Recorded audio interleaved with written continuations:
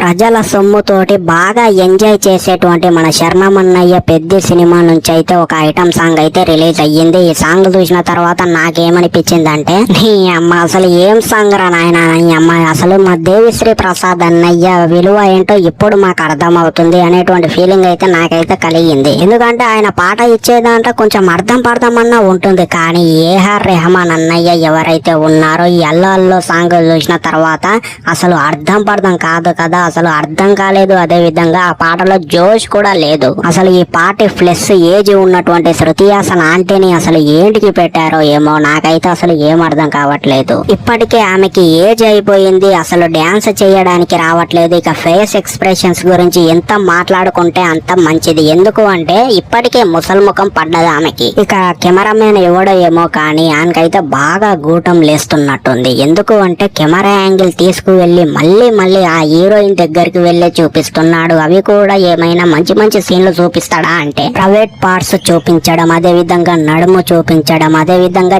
Jacket కాడ పెట్టి camera చూపించడం, ఇలాంటి దరిద్రాలు అయితే వాడైతే చేస్తున్నాడు. ఇక జాన్వీ కపూర్ అక్కయ్య గురించి మాట్లాడుకోవాలా, అసలు ఆమె ఎక్స్పోజింగ్ ట్రైలర్ అదే విధంగా పాటలలోనే చూసినాం మనం. ఇంకా సినిమాలో ఇంకెంత దరిద్రంగా ఉంటుంది ఆ ఎక్స్పోజింగ్ అనేటువంటిది అయితే నాకైతే అసలు ఏం అర్థం కావట్లేదు. ఫ్యామిలీ తోటి వెళ్ళాలంటేనే అసలు బీబీ మింగుతుంది. ఇక ఏఆర్ రెహమాన్ అన్నయ్య గురించి మాట్లాడుకున్నట్లయితే మన తెలుగులో ఎందుకు ఇలాంటి దరిద్రం పాటలు ఇస్తాడో నాకేం అర్థం కాదు. తమిళ్లో అయితే ఓ నీ అమ్మ చించుకొని వాళ్ళకైతే మంచి మంచి పాటలు ఇస్తాడు. ఈయన పాటలు చూసిన తర్వాత నాకైతే దేవిశ్రీ ప్రసాద్ మ్యూజిక్ డైరెక్టర్ ఉన్నాడు కదా, ఆయన విలువ ఏంటో అనేటువంటిది అయితే నాకైతే అర్థమైంది. ఇక మన శరణమన్నయ్య డాన్స్ గురించి చెప్పాలా, అసలు నిజంగా బాగానే ఉంది, కానీ రొటీన్ స్టెప్స్ తోటైతే ఉంది. నాకైతే అదే నచ్చలేదు. అదే విధంగా ఆయన స్వయంగా వచ్చి డాన్స్ చేసిండో లేకపోతే వేరే డోబ్ యాక్టర్ ని పెట్టి డాన్స్ చేపించాడో ఏమో, కానీ ఏదో అలా ఉంది అంతే. మరి మీరు కూడా ఈ పెద్ద సినిమాలో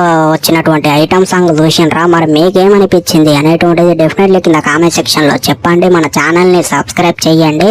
ఇలాంటి జెన్యూన్ వీడియోలు మన ఛానల్లో మరిన్ని వస్తుంటాయి. సో మరి ఉంటా, సైనింగ్ ఆఫ్, బాయ్.